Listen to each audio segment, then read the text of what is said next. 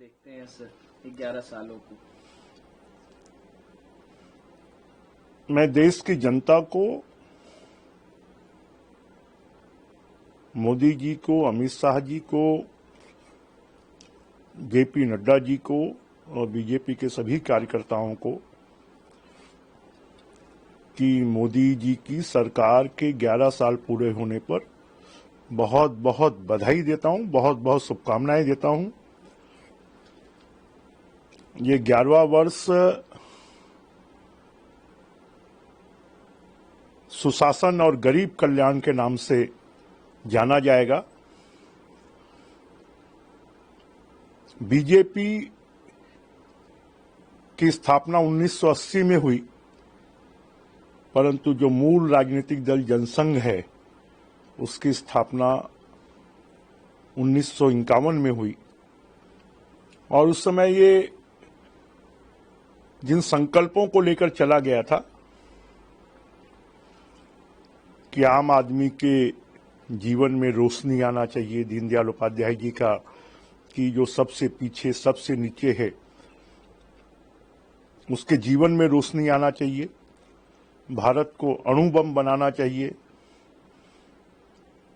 नौजवान बेरोजगार को रोजगार मिलना चाहिए, खेतों में पानी पहुंचना चाहिए, लोगों की बुनियादी आवश्यकताएं पूरी होना चाहिए। अटल बिहारी वाजपेयी जी की सरकार ने उस काम को शुरू किया और मोदी जी उन कामों को पूर्णता की तरफ ले जा रहे हैं। धारा 370 समाप्त होना चाहिए। एक देश में दो विधान, दो निशान, दो प्रधान नहीं चलेंगे, इसको लेकर श्यामा प्रसाद मुखर्जी जी का बलिदान हो गया। आज कश्मीर में धारा 370 समाप्त हो गई। अयोध्या में प्रभु राम का मंदिर बन गया। गरीबों को प्रधानमंत्री आवास मिलना शुरू हो गए। गरीबों को मुफ्त में अनाज मिल रहा है। घर घर में जल जीवन मिशन के माध्यम से शुद्ध पेयजल पहुंच रहा है। सौर सुजला योजना के माध्यम से गरीबों के घर में गैस के कनेक्शन लग रहे हैं। कनेक्टिविटी बढ़कर सड़कों की कनेक्टिविटी, एयर की कनेक्टिविटी, इंटरनेट की कनेक्टिविटी बढ़ रही है। लोगों का जीवन आसान हो रहा है। देश के 25 करोड़ लोग गरीबी रेखा से ऊपर उठे हैं। तो ये सब संकल्प से सिद्धि का वर्ष है कि जो संकल्प 1951 में जनसंघ की स्थापना के समय लिए गए थे, जो संकल्प 1980 में बीजेपी की स्थापना पे लिए गए थे और जो संकल्प 2014 में मोदी जी के प्रधानमंत्री बनने पर लिए गए थे, अब उन संकल्पों की सिद्धि हो रही है और भारत सामरिक रूप से भी ताकतवर बनकर उभरा है कि विश्व के 3 देशों की श्रेणी में अब भारत आ गया है। आर्थिक रूप से भी जो भारत की अर्थव्यवस्था विश्व के तीसरे नंबर पर लाना है, अब चौथे नंबर पर आ गई है। तो हर दृष्टि से संकल्प की सिद्धि हो रही है और एक अब विकसित भारत की जो परिकल्पना है वो पूरा होने के रास्ते पर चल रहे हैं। प्रधानमंत्री जी की तमाम उपलब्धियों की गिनती वो करा रहे थे। उन्होंने कहा कि प्रधानमंत्री जी के सामने कई चैलेंज भी आए, चाहे वो पुलवामा हो, उरी हो और भी तमाम इश्यूज, उसका डट कर के सामना किया और मुंहतोड़ जवाब इन विरोधी ताकतों को दिया। देखिए, ऑपरेशन सिंदूर ने बता दिया है कि भारत अब विदेशी आक्रमण, विदेशी ताकतों के दबाव या पाकिस्तान को सबक सिखाने के लिए माकूल ताकत रखता है और ऑपरेशन सिंदूर में हमारे सैनिकों का जो शौर्य है, उस शौर्य ने भारत को पूरे विश्व में मान, सम्मान और स्वाभिमान दिलाया है। कर्नाटक के मुख्यमंत्री सिद्धारमैया जी कटाक्ष कर रहे हैं, 0 मार्क्स मैं देता हूं सरकार को।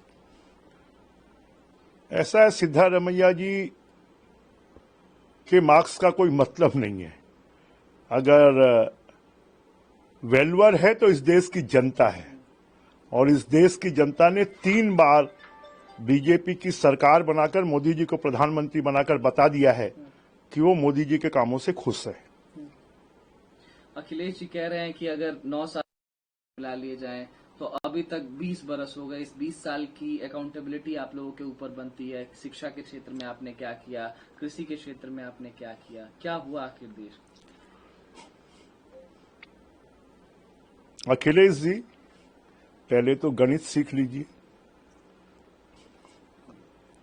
दूसरा, देश में 200 से ज्यादा विश्वविद्यालय खुले हैं। देश में 25 से ज्यादा एम्स खुले हैं, आईआईटीज खुली हैं, एनआईटीज खुली हैं, नई शिक्षा नीति आई है, स्कूलों की संख्या बढ़कर लगभग दुगनी हो गई है। तो मुझे लगता है कि शायद इनका चश्मा जो है, चश्मा बनाने वाले ने गलत बना दिया है, और जो इनको सही दिखना चाहिए वो दिखता नहीं है। एग्रीकल्चर में किसानों के सॉइल हेल्थ कार्ड बने, किसानों का फसल बीमा होना शुरू हुआ, किसानों को यूरिया और डीएपी सस्ती मिलनी शुरू हुई, किसानों की उपज का लगभग दुगना मूल्य उनको मिल रहा है। और आज किसान, पहले गांव में स्कूटर नहीं होती थी, आज गांव में ट्रैक्टर हैं, 4 व्हीलर हैं, हर गांव में 100 से कम 2 व्हीलर्स नहीं हैं। तो आज गांव भी तेजी से विकसित हो रहा है, कृषि भी तेजी से विकसित हो रही है। अब किसान जो खेती को घाटा का सौदा मानता था, वो मान रहा है कि नई टेक्नोलॉजी के माध्यम से खेती फायदे का सौदा बन गया है। केंद्रीय गृह मंत्री अमित शाह में बन रही है, और मैं आपको ये आश्वासन देके जा रहा हूं, और मेरे कान हमेशा तमिलनाडु की तरफ लगे रहे हैं। हमारे देश के वर्तमान में जो हमारे गृह मंत्री हैं, वो लौह पुरुष हैं, वो चाणक्य हैं, और वो जो कहते हैं उसको कर कर दिखाते हैं। तो आप ये मान लीजिए कि आने वाले समय पर तमिलनाडु में एडीएमके और बीजेपी की सरकार बनेगी। ये भी कह रहे हैं कि बंगाल में भी सरकार बनेगी, जो वो हरा नहीं सकते, तो इस बार उन्हें पता चल जाएगा। निश्चित रूप से अमित शाह जी जो कहते हैं उसको कार्य रूप में परिणित कर कर दिखाते हैं, और ये आने वाले समय पर दिखेगा। ये दिख गया है हरियाणा में, ये दिख गया है राजस्थान में, ये दिख गया है मध्य प्रदेश में, ये दिख गया उड़ीसा में, ये दिख गया छत्तीसगढ़ में, अब ये दिखेगा बंगाल में भी, अब ये दिखेगा आंध्र प्रदेश में भी, अब ये दिखेगा तमिलनाडु में भी। नहीं कि करते हैं, केवल और केवल फेक मीडिया पब्लिसिटी करते हैं, और इसी की वजह से सरकार चल रही है। प्रेस कॉन्फ्रेंस उनको करने की जरूरत होती है जिनके कोई काम नहीं होते हैं, जिनको खाली पब्लिसिटी चाहिए। मोदी जी के तो काम बोल रहे हैं,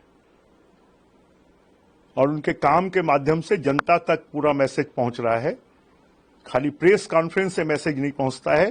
कांग्रेस ने कभी कोई काम नहीं किया, खाली झूठी पब्लिसिटी की, और मोदी जी ने करके दिखा दिया है योजनाओं के माध्यम से कि लोगों के जीवन स्तर को और देश को कैसे विकसित किया जा सकता है। पुरी के श्री जगन्नाथ मंदिर के आसपास मांस और जो शराब है उसकी बिक्री पर पूर्णतः प्रतिबंध अब लगा दिया जाएगा।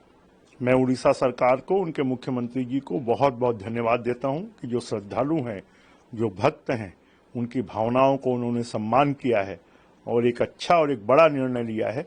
इसलिए उड़ीसा सरकार को बहुत बहुत बधाई।